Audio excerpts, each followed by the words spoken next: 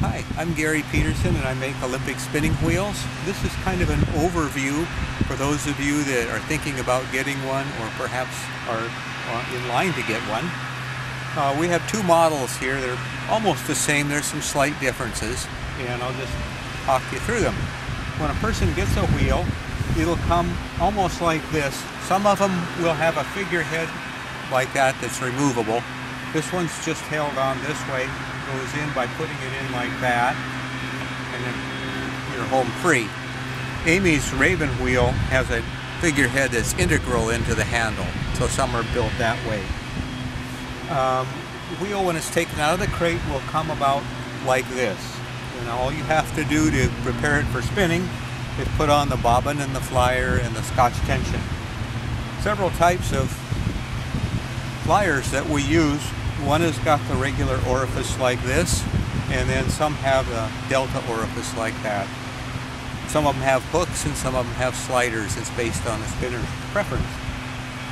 To put the bobbin and flyer on this one, all you would do would be to put the bobbin onto the flyer shaft with the groove side down away from the orifice. And to make sure this little black spacer, nylon spacer that we call the thingy, is there, you'll notice that the top of the flyer shaft is threaded, and that corresponds to an embedded nut in here. On Amy's, that nut is there, but it's underneath the wood and you won't see it. What you do is you put that flyer or the tube over the shaft, bring it down all the way, hold the little drive wheel here with your finger and then turn it clockwise until you see that little end of the shaft stick up there, and then lightly tighten this knob right here, which keeps it from unscrewing. Then you can just take the Scotch tension pad, put it around the little groove and tighten it to when however you're ready to go, and it's ready to spin. The drive wheel is on the other end of this shaft, and it looks about like this. Size may vary slightly depending on the wheel. It's held in place with a little tiny hex wrench that comes with the wheel, and you loosen or tighten that little screw. This little nut also underneath on each end here, and on the other side, there's also a shaft collar, and this nut will tighten those.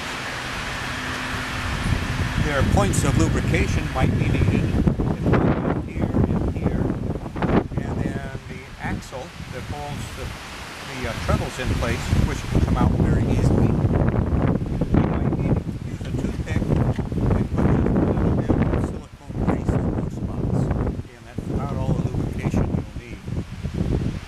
The other adjustment that's important to know about is the orifice height adjustment. And if you pull this pin out here, it raises and lowers the orifice.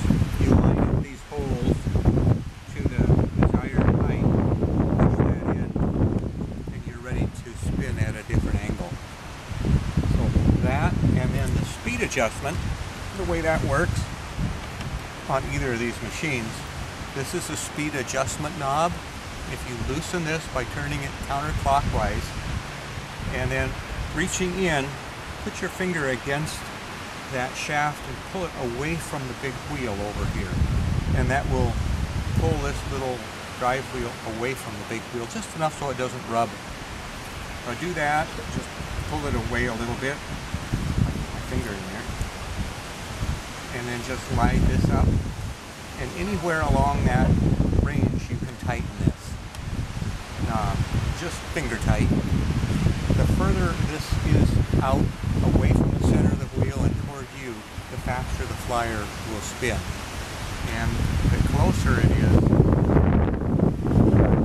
toward the center of the wheel, the slower it will rotate. And those are about the main things you need to think about with a wheel like this. Lubrication, just rarely if you happen to hear a squeak. Otherwise, there's ball bearings here, and on each end of the little flyer block in here. And that's about it.